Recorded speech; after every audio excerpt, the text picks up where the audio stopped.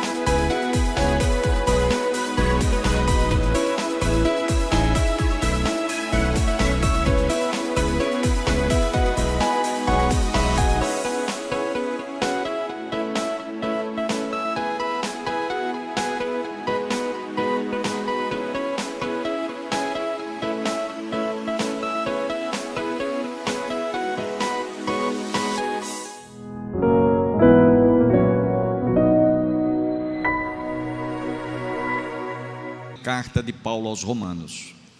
Eu já fiz esse estudo aqui na igreja durante esses anos, umas 2 a 3 vezes, não me lembro com segurança, mas cada vez que nós nos debruçamos para estudar esta carta, eu descubro coisas como se nunca tivesse ouvido, como se fosse uma novidade para mim, e é o que nós vamos ver hoje.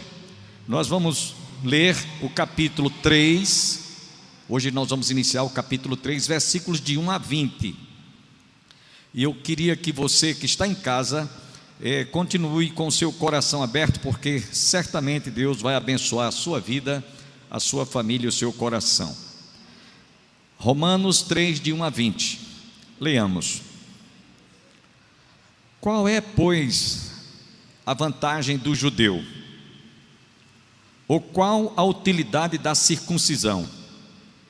Muita, sob todos os aspectos, principalmente porque aos judeus foram confiados os oráculos de Deus. E daí? Se alguns não creram, a incredulidade deles virá desfazer a fidelidade de Deus? De maneira nenhuma. Seja Deus verdadeiro e mentiroso todo homem, segundo está escrito, para seres justificado nas tuas palavras e venhas a vencer quando fores julgado. Mas se a nossa injustiça traz a lume a justiça de Deus, que diremos? Porventura será Deus injusto por aplicar a sua ira? Falo como homem. Certo que não. Do contrário, como julgará Deus o mundo? E se por causa da minha mentira fica em relevo a verdade de Deus para a sua glória, porque eu sou ainda condenado como pecador? E por que não dizemos, como alguns caluniosamente afirmam que o fazemos? Pratiquemos males para que venham bens? A condenação destes é justa. Que se conclui? Temos nós qualquer vantagem? Não, de forma nenhuma, pois já temos demonstrado que todos, tanto judeus como gregos, estão debaixo do pecado, como está escrito: não há justo, nenhum sequer, não há quem entenda, não há quem busque a Deus, todos se extraviaram, a uma se fizeram inúteis, não há quem faça o bem, não há nenhum sequer. A garganta deles é sepulcro aberto, com a língua urdem engano, veneno de víboras está nos seus lábios. A boca eles têm cheia de maldição e de amargura. São os seus pés velozes para derramar sangue. Nos seus caminhos a destruição e miséria. Desconheceram o caminho da paz. Não há temor de Deus diante de seus olhos. Ora, sabemos que tudo o que a lei diz aos que vivem na lei, o diz para que se cale toda a boca e todo homem seja culpável diante de Deus, visto que ninguém será justificado diante dele por obras da lei, nem em razão de que pela lei vem o pleno conhecimento do pecado. Amém. Eu gostaria de iniciar esse estudo. Estamos fazendo uma série de estudos nessa carta que tem como tema principal o Evangelho é o poder de Deus. E hoje nós vamos ver, nesses primeiros 20 versículos do capítulo 3, um título que, aliás, muitos comentaristas, muitos teólogos dão em seus escritos. Eles estão falando sobre dois assuntos importantes: circuncisão e justificação. Está implícito aqui. E eu dei um título para esse nosso estudo de hoje. É um pouquinho longo, mas vocês vão entender. Todos somos ou são igualmente pecadores, independentes da circuncisão. É o que nós vamos ver nessa noite. E eu queria começar citando um provérbio popular que todo mundo tem conhecimento, tem ele na ponta da língua. O provérbio diz assim: o sujo falando do mal lavado. Todo mundo conhece esse adágio. Isso se trata quando uma pessoa está querendo impor certas lições, aplicar certas mensagens para quem precisa de se corrigir, quando que ela própria ou ele próprio comete as mesmas falhas, os mesmos erros, as mesmas fraquezas. Aí alguém diz assim: fulano, você está falando, é o sujo falando do mal lavado. Seria esse provérbio que eu queria iniciar o nosso estudo, porque os judeus abrogavam para si o direito conferido pelo próprio Deus, de que eles tinham sido escolhidos, uma nação separada, para ensinar, para doutrinar, para ministrar tudo o que estava no Velho Testamento, nos mandamentos, na lei, seja, na Torá Sagrada. Então, eles tinham esse privilégio. Deus confiou a eles esse privilégio de serem porta-voz àqueles que são gentios, a todas as nações, composta de pessoas estrangeiras. E então eles se sentiam orgulhosos, eles se sentiam envaidecidos, eles se sentiam privilegiados, e realmente era um privilégio. Só que eles tomaram para si essa prerrogativa, e embora eles estivessem ensinando aos gentios tudo o que eles precisavam de saber, que estava na Torá Sagrada, eles mesmos praticavam os mesmos erros, as mesmas falhas, os mesmos pecados. Por isso que nós iniciamos o sujo falando do mal lavado, porque era exatamente isso que acontecia naqueles dias, quando Paulo escreveu esta carta. Eles tinham esse privilégio, e havia também um fato interessante. Desde o patriarca Abraão, que foi o primeiro homem a ser circuncidado, todo judeu é circuncidado. Para quem não sabe o que é a circuncisão, é o que a gente aqui popularmente conhecemos no Brasil e em muitos lugares do mundo, a cirurgia de fimose. É uma cirurgia que todo judeu ao 8º dia fazia a circuncisão, ou seja, era o corte daquela pele que está invólucre no órgão genital masculino. Então, por isso que chama-se circuncisão, porque é um corte circular. Eu já fiz essa cirurgia, e havia algumas razões pelas quais o judeu se circuncidava. Primeiro, porque havia uma recomendação lá no Velho Testamento, desde Abraão, e essa circuncisão tinha uma finalidade. Primeiro, para que os judeus pudessem preservar essa cultura, esse ritual de geração após geração. Tanto é que Jesus foi circuncidado ao 8º dia. E algum tempo atrás, eu conversando com um médico urologista, ele disse: olha, pastor, a circuncisão ou a cirurgia de fimose, ela traz um grande benefício tanto para o marido como para a esposa. Estamos no mês de maio, né? E é importante por quê? Porque enquanto o homem não faz essa cirurgia da circuncisão ou fimose, a genitália masculina, tendo aquela pele sem ser removida, ela guarda muitas bactérias.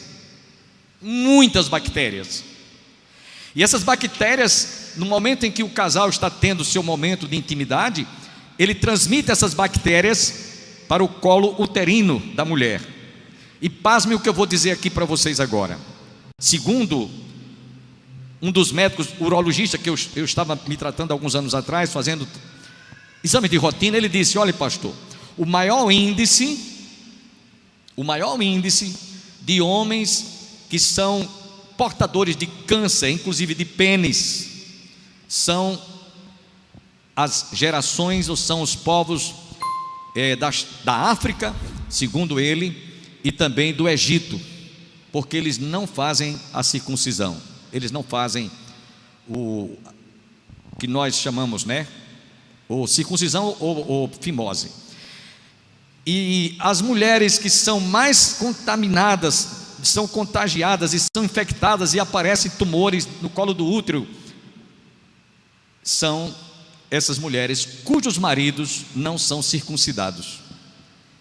Agora, pasme o que eu vou dizer: o menor índice de câncer de homens, de pênis, e também de mulheres, esposas dos seus maridos, são o povo hebreu. É quase zero, porque todo judeu é circuncidado, segundo o médico que me falava sobre este assunto. Isso é fruto de pesquisa.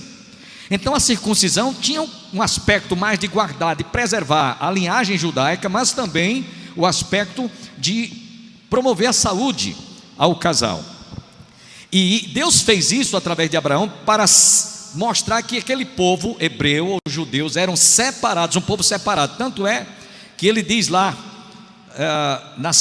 no livro de Gênesis, capítulo 17, verso 9 a 14, você vai ler e você vai encontrar exatamente essa primeira informação sobre a circuncisão.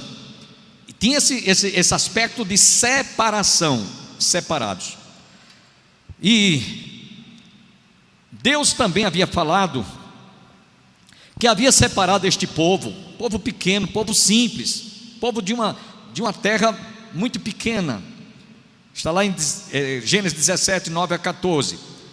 E só por isso, pelo fato de eles terem sido separados por Deus, eles se sentiam um povo especial dentre os gentios e todas as nações. Então sabe o que é que aconteceu no coração do judeu? A soberba tomou conta. A soberba, o orgulho, a presunção, a prepotência, a vaidade, a arrogância religiosa, a arrogância espiritual, a soberba tomou conta do coração daquele povo. Nós fomos um povo separado. Deus mandou que Abraão, nosso patriarca, fosse circuncidado e todos os filhos passassem de geração a geração. Olha, nós somos um povo especial, nós somos um povo escolhido, nós somos um povo que Deus tem um tratamento todo especial, tratamento VIP. Isso, meus irmãos, tomou conta dos seus corações. Esse tipo de comportamento não combina com o evangelho de nosso Senhor Jesus Cristo. Para os judeus, portanto, a circuncisão era algo especial. E para eles é como se eles estivessem isentados de serem considerados pecadores. Vocês já pensaram a que ponto, o que subiu para a cabeça dele? Nós somos circuncidados, somos um povo especial, não temos necessidade de estar procurando obedecer ou fazer com que aquilo que nós vamos transmitir ou comunicar para os judeus, para os gentios, nos atinja. Observem que no capítulo anterior, que o pastor Antônio Júnior estudou a semana passada, ele discorreu detalhadamente sobre a circuncisão. Ele concluiu que eles precisavam experimentarem, não era a circuncisão da carne, do corte, da fimose, do prepúcio, do corte do prepúcio. Eles precisavam agora, era de ter a circuncisão do coração. Então esse povo que teve esse tratamento, teve essa chamada, não vos teve o Senhor afeição, nem vos escolheu, porque fostes mais numerosos do que qualquer povo, pois éreis o menor de todos os povos, mas porque o Senhor vos amava, e para guardar o juramento que fizera a vossos pais, o Senhor vos tirou com mão poderosa e vos resgatou da casa da servidão, do poder de Faraó, rei do Egito. Então, lá no livro de Deuteronômio está escrito esses dois versículos 7 e 8 que eu acabei de ler para vocês. De sorte que esse povo tinha uma vaidade, repito, muito grande. Por isso, quando Jesus aqui esteve, nós vamos encontrar João Batista, lá no Evangelho de Mateus, capítulo 3, versículo 9, ele falando e mostrando que aqueles judeus, principalmente aqueles judaizantes, que eram muito radicais, ele disse: e não comeceis a dizer entre vós mesmos, temos por pai Abraão, que nos ensinou, que foi o primeiro a ser circuncidado e que passou essa cultura, essa recomendação para todos nós, porque vos afirmo, disse João no capítulo 3, verso 9, pois vos afirmo que Deus pode suscitar filhos destas pedras. Estava se referindo dos gentios. Está lá no capítulo 3, versículo 9. Então, no início desse capítulo, Paulo inicia a sua tese. É uma tese que Paulo defende aqui, nesse capítulo 3. E começa do versículo 1 até o versículo 9. Ele faz 11 perguntas. Se você não prestou atenção, tem 11 interrogações aí, 11 perguntas aos interlocutores, e ele mesmo dá as respectivas respostas às objeções que havia na mente e nos corações de todos aqueles judeus. Portanto, essas perguntas queriam provocar no coração daqueles judeus, que estavam tão envaidecidos, estavam como um balão cheio no ar, como alguém que pega assim um alfinetezinho e fura o balão e o balão cai, ficou murcho. É exatamente isso que Paulo argumenta aqui. A tese de Paulo é essa aqui. Se fosse hoje um teólogo poderia fazer essa tese aqui, né?